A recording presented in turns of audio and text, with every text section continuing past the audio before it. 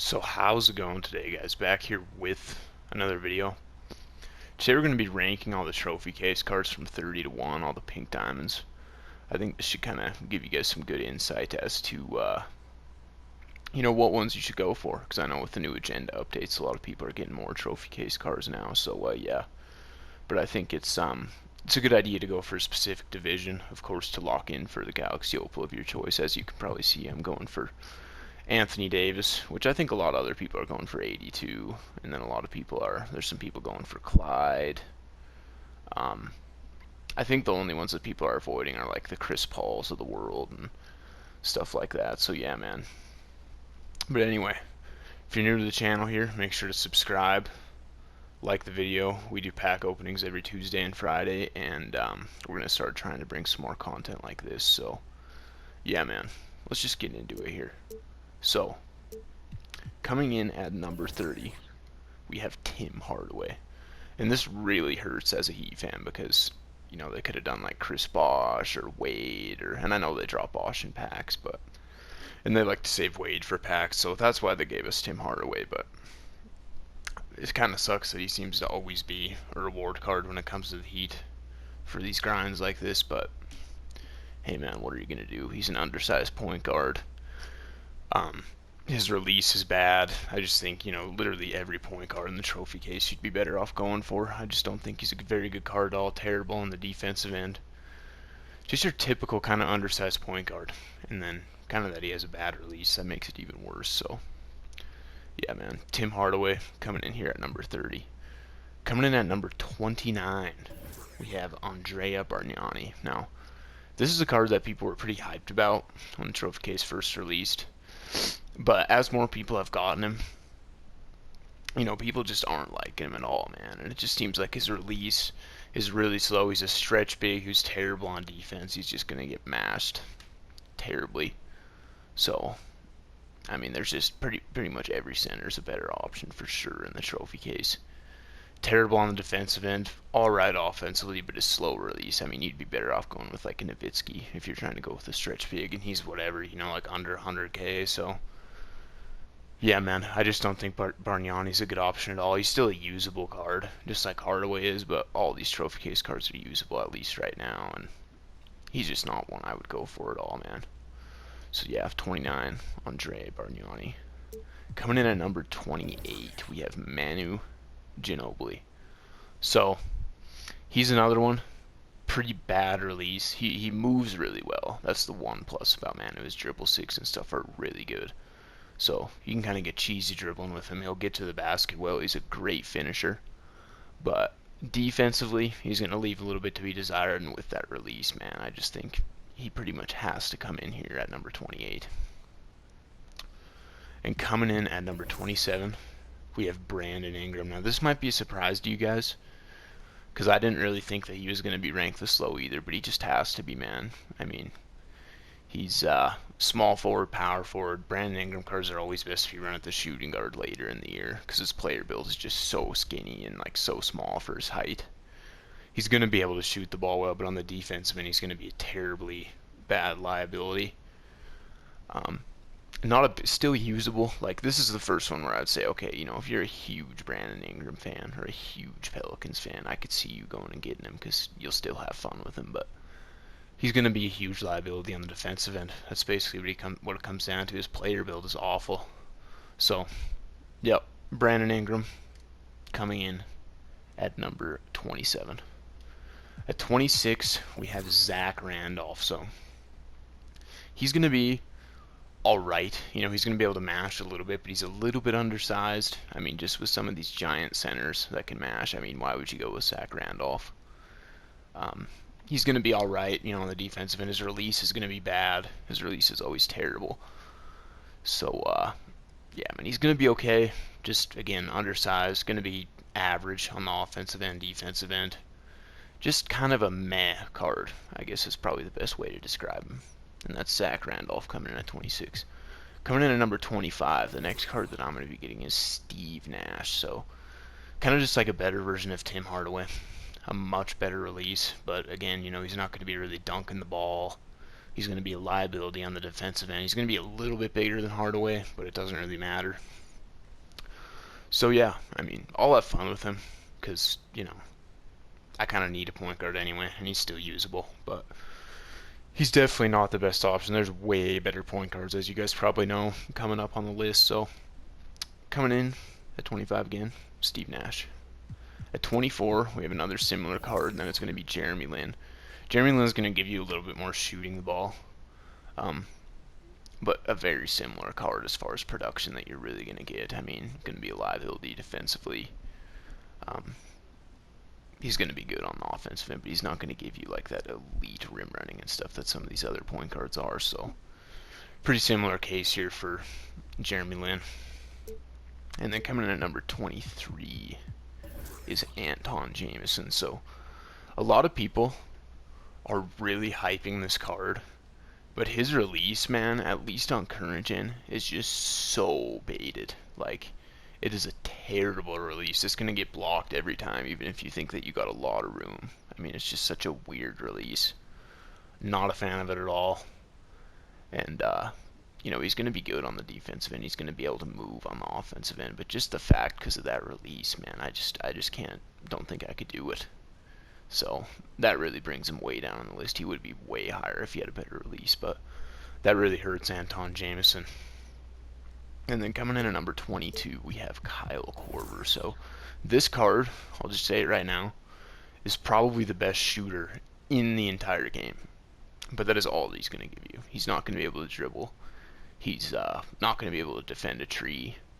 So just think about that. You know, if you need someone that is only going to shoot the ball, like you don't need him to do anything on the defensive end, you know, whatever. And of course, if you're a Kyle Korver fan, if you like cheesy shooting cards like I do, I mean, you know, he's not a bad option. I wouldn't blame you for getting him, but just know that that is really, sincerely all that he's going to give you on the court is shooting. So 21, we got Michael Finley. So Michael Finley is basically just going to be a little bit taller, better on the defensive end, and worse shooting. Kyle Korver is probably the best way to describe it. He's going to be a decent card. I mean, if a lot of people, you know, need shooting guards right now, and I don't think he's a terrible option because there's not many great shooting guards in the trophy case, but he's kind of a little bit underwhelming. I'm never the biggest fan of Michael Finley cards in 2K, so yeah, man, I think he has to come in here at number 21. And then at number 20, another, you know, kind of similar deal with this card right here, and that is Gordon Hayward. So he's a little bit different because he's not a shooting guard. He's a small forward, power forward, so you're going to have to run him at the 3. I mean, you can't run him at the 4. He's just going to get beat up. But, yeah, again, he's just going to give you elite shooting, and that's really about it. He's going to be able to move a little bit better than maybe a Korver, but he's going to be a liability defensively, but he will be that elite shooter, man. I mean, he is knocked down for sure. So, again, if you need that, I wouldn't blame you, but I think there is definitely a lot better options. And then coming in at number 19, we have Jordan Poole. And now, he's an interesting one because some people have him way at the bottom of their list, and other people have him way at the top of their list. So I kind of have him a little bit sort of in the middle, towards the bottom end, though, for sure, here at number 19. Because I just think he's like that same kind of deal where he's going to give you great offensive production. He's going to give you slightly worse shooting than Kyle Korver, but he's going to be a lot better off the dribble. And then defensively, again, I mean, he's just going to get ran by. So I just think, you know, if you need an elite offensive shooting guard, he's not a terrible option. But I've ran into this card like in Unlimited and stuff, and I've just been able to just run by him, basically, or, you know, mash him or whatever. So I don't know. I think he's a good option. If you're a huge Jordan Poole fan, go ahead and get him. And yeah, by the way, that video of Draymond Green punching him, I don't know why, but I just laughed out loud when I watched that video. I found it so hilarious, man.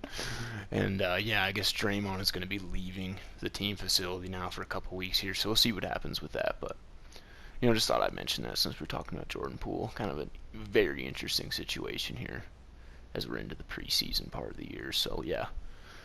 Jordan Poole comes in at number 19. Coming in at number 18, my second trophy case card that I redeemed, and that is Peja Stojakovic. So kind of a similar deal again. You know, a lot of these cards are going to give you similar production, but the difference here with Peja is he's going to be slightly worse shooting than Gordon Hayward and just kind of slightly worse on the offense end overall, but he's going to give you better defense than Gordon Hayward would.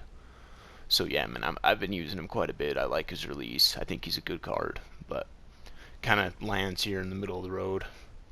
And wouldn't blame you for getting him, but there definitely is better options for sure.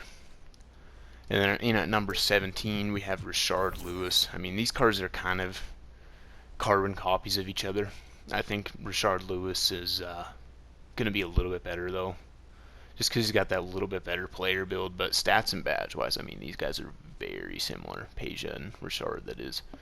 So, Rashard comes in one spot higher, again, just because I think he's got that better player build. Probably is going to get a little bit better animations. So, yeah, man. Rashard Lewis coming in here at number 17. And him and Peja are two cards that are landing in the middle of the road here. They were two of the cards that I was most hyped for, just because of my play style. So if you guys like cards like that, you know, just get who you want at the end of the day, really. This is kind of just more informative of who really the best cards are, but really it's all up to you, man. I mean, all these cards are usable, all these cards are good, besides like maybe Tim Hardaway and Bargnani and Ginobili. I would say those three I would definitely avoid, but other than that, it's really kind of your decision at the end of the day. So, coming in at number 26, we have Wally Szczerbiak, or 16, sorry. And he is just going to be that knockdown shooting guard. He's going to give you slightly worse shooting than Kyle Korver, but still absolutely elite shooting. I mean, he's top 5 shooters in the game for sure. Korver's number 1. Wally might even be number 2, man. And then he's just going to give you a little bit more on the defensive end than Kyle Korver would, and he's going to be better dribbling-wise as well. So he's a pretty decent option. Lands kind of right here in the middle of the road here. And I've seen a lot of people running this card too, and he's pretty, I mean, he's just knocked down, man. His release is elite. So pretty decent card there in Wally Szczerbiak. And then coming in at number 15, we have a big mashing big man, and that is going to be Alonzo Mourning. So these kind of guys in past years have been absolutely useless. Cards like Alonzo Mournings of the world, because, I mean, they just can't really shoot. His release is not good at all, but now, of course, with mashing being in the game and his size and his strength and stuff, I mean, he's just going to be able to mash centers like Bargnani, and then a lot of other centers that you're going to run into. You can just mash the heck out of him, man. Be dunking on him and stuff, so he's great on the defensive end. He's great on the offensive end because of that. He's going to get a lot of rebounds. I mean, his player build is massive, so he's not a bad option at all, and he lands here dead center of the list at number 15.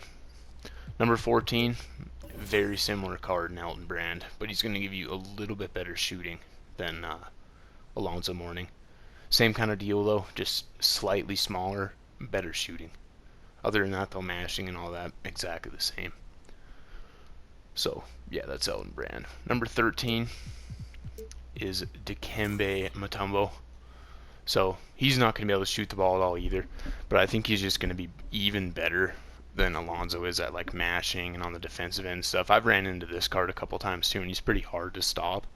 Like with DeAndre Jordan, who's my center right now, I've been able to stop him a little bit, but it's just hard to stop that mash, man. I mean, when you got guys that are this huge, and I mean, just with how contests are at the rim this year, I mean, cards like Dikembe are really good. And then, of course, you guys know how many blocks, you know, Mount Mutombo is going to get, so yeah, he's a good option. He comes in here at number 13. Coming in at number 12, we have Kevin Mchale. And he's one of the cards that is getting, I think, the most slept on in this trophy case, because his wingspan is insane. He's got that Wilt Chamberlain wingspan going on where it's like way past even 8 feet. So defensively, he's going to be unbelievable. He's not going to give you as much mashing as those last guys are, but I just think that wingspan, and then he's going to have a much improved shooting ability as well, puts him here at number 12 on the list, just past them. He's a really good option, man. I think Kevin Mchale is an elite card in this game, and he usually is just because of that wingspan, and they usually give him a good release. So he's a great option. And then coming in at number 11, we have Richard Jefferson. So Richard Jefferson, A lot of people were saying, oh, his release is going to be bad. They gave him the same release as last year, but no, it's really not. I've played against him, and it doesn't look nearly as bad. Like that catapult jump shot, it looks like it would be easier to time because it is, a slightly slower release, but he jumps so high that, it's going to be hard to block, and it just seems like with how shooting this year is, this release is going to be more effective this year, if that makes sense. So, and yeah, I mean, you can play him at the 2 guard. He's a super big 2 guard, so you could probably even mash a little bit with him as well. As he's going to give you great shooting ability. He's going to give you great defense. He's a really good card overall. Richard Jefferson, I would not blame you at all if you went out and got him even first. I mean, he's an elite card in this game. And then coming in at number 10, we have Allen Iverson. So this is a card, again, where a lot of people are ranking him, down with Tim Hardaway and stuff like that. And I think that is just absolutely terrible and disrespectful. Because he is just so much. I mean, he's going to dunk. He's going to give you a pretty good release. He's going to be just elite on the offensive end. He's going to be able to score every possession for you if you want him to. And we're going to get into a lot of similar point guards, too, now that we're at this point on the list. But, yeah, he's another card that's really split. A lot of people rank him really high. A lot of people rank him really low. I have him here at number 10.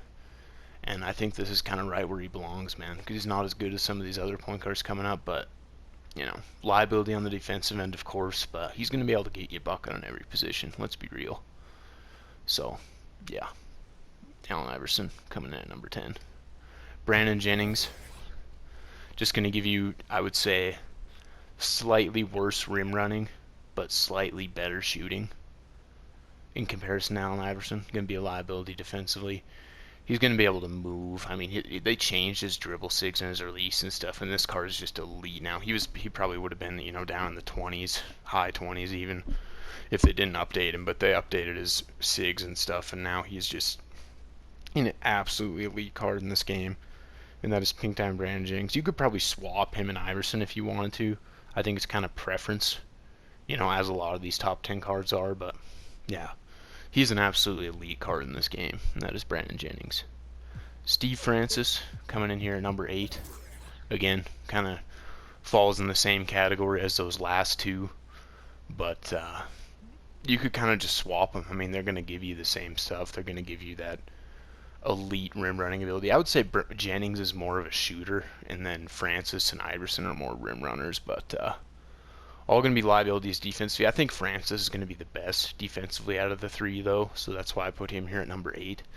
So, again, man, another great option at point guard. I know point guards, and it seems like at the beginning of the game, point guards and shooting guards, they were the most abundant position, and now it's kind of the opposite. Now they're releasing like a lot more big men and small forwards and stuff, so he's just a great option. Steve Francis, I wouldn't blame you if you went out and got him first, or, he's just going to be great at that point guard position for you, man. That's what it comes down to. Number 7 is going to be Jermaine O'Neal. So, a lot of people have him, like, in their top 3. I don't think I can go that far, but he's going to give you, like, very good production, man. He really is. He's going to give you good shooting ability. He's absolutely elite on the defensive end. Like, the chase down blocks that this card gets is insane. Like, a lot of cards, even some of the best defenders in the game, when you get some of those dunk animations, like, they still can't block them when people are rim running and headed to the rim and going up for a dunk. But it seems like this Jermaine O'Neal card just blocks everything, man. And he's so annoying to play against just because of that. And so defensively, one of the best cards in the game for sure. And then offensively, he's going to give you a moderate shooting, and then he's going to be able to mash a little bit. So yeah, this card's a great option. I think a lot of people are going for this division too, and getting him and Derrick Rose, who's coming up on the list. So yeah, if you have Derrick Rose and Jermaine O'Neal right now, man, I think you're pretty much set, because those 2 cards are insane. And then coming in at number 6, we have Rip Hamilton. So this is another card. People, when the trophy case first came out, were not very hyped on Rip Hamilton. But this card is elite, dude. He is so good on the defensive end. He's so good on the offensive end. There's really nothing wrong with this card at all. If you want to get a shooting guard out of the trophy case, just get this card. I mean, there's not even a shooting guard that comes close to him. Maybe Jefferson, but Richard Hamilton is going to give you better defense. He's going to give you better release than Richard Jefferson. So, yeah, man, this card, I've played against him too. People are just so good with him. Like, he's going to be he's a problem right now in this game. He's an elite card. So, Richard Hamilton coming in here at number 6. Coming in at number 4 and 5. These cards are kind of, I'm going to explain why I have Westbrook though at 5 and Derrick Rose at 4. So Westbrook here at 5, they're pretty much the same card. I think Rose, for some reason, just feels a little bit quicker off the first step when he's headed to the rim. Shooting wise though, I think Westbrook is going to be just slightly better, not by much though, pretty much the same. But the reason I have Westbrook below Derrick Rose is because when I play against this Westbrook card, it seems like you can just pluck him. Like, you can just get so many steals on this card. I don't know if he like doesn't have unpluckable or is lacking some dribbling badges. That probably is what it is, because we've had problems with like Zach LaVine cards in the past and that. But this card, it's so easy to steal the ball from this card, and I don't know why. And I don't really see that as much with Derrick Rose, and it's kind of strange. But that's why he's coming in here at number 5, and Derrick Rose, as I mentioned, is in at number 4. But either or, you know, both these cards are 2 of the best point guards in the game, if not the 2 best right now. Kind of depends on play style. You could argue Curry or some of those guys if you're more of a shooter than a rim runner. But yeah, those 2, absolutely elite. They kind of are just go hand in hand, I think. And then coming in at number 3 and 2, again, this is another one that is easily debated. Number 3 is Adrunas Ilgauskas, and then number 2 Arvydas Sabonis. So, the reason, well, I don't even know. I mean, I can't really think of, because Ilgauskas and Zadrunas are both just going to give you absolutely elite mashing. The 2 best mashers in the game. I don't think anyone's going to argue that. Both standing at like just cheesy heights. I think Ilgauskas is 7'3", Sabonis is 7'4". Like, it's just ridiculous. I mean, they can just shoot over anyone. Even like, it doesn't matter how good of a defensive center you have. I mean, you can't defend these guys. It doesn't even matter if you have Wilt. I mean, these guys are mashing in Wilt, and they both can shoot. I mean, these are 2 top 5 cards in the game for sure. Just absolutely, they're going to give you everything. I mean, they're going to give you unbelievable defense. They're going to give you unbelievable shooting. They're going to give you ability to score every time you give them the ball in the post. So, these 2 kind of go hand in hand. I have Arvydas at number 2 and Ilgauskas at number 3, but you could swap them if you wanted. Either 2 of these guys as your center. I mean, you're set. So, those are number 2 and 3. And then coming in at number 1, there is no bias in this, I swear, because this is the first card that I went for, and there's a reason that he was the first card that I went for. You know, of course I want Anthony Davis too, but I firmly believe that James Worthy is the best Pink Diamond Trophy case card in NBA 2k23 Myteam. And again, it's just because he gives you everything. He's probably the best small forward in the game, could be the best card in the game. I've heard a lot of people say that. And, I mean, you could rank him at number 3 behind those 2 big men. I mean, very arguable. But I have him in here number 1 because he just gives you elite defense. He can defend anyone. He can defend centers. He can do everything on the offensive end. His release is elite. Off the dribble, he can get to the rim every time and dunk on anyone. I mean, there's no flaws in this card. I haven't seen any flaws in this card when I've used him. I mean, I can just give him the ball and expect him to give me a bucket. I can put him on any offensive player on the opposing team's team. So, yeah, James Worthy, I think, could be the best card in the game. I mean, of course, you know, we're not even going to talk about the opals, because I know that people have Anthony Davis and people have gotten, you know, the trophy case opals. But you're not going to run into those guys. I mean, that's just the super sweats that have those cards right now. But as far as cards that, you know, the 99 percentile of players can get right now, I think James Worthy's probably the best. And he definitely comes in at number 1 on this list. I'm absolutely in love with this card. You can't go wrong. I would definitely, if you haven't gotten a card yet, I would definitely get him first, man. For sure. And, yeah, I mean, I don't really know what else can be said about this card. I just love using him. I love him. But yeah, man, I appreciate you guys. If you have sat through this video, I really appreciate it. Hope you enjoyed it. I'm going to try and bring more stuff like this. The pack openings will always continue, of course. Appreciate you guys tuning in again, man. Make sure to subscribe to the channel if you're new here. Make sure to leave a like on the video, and I will see you guys in the next vid.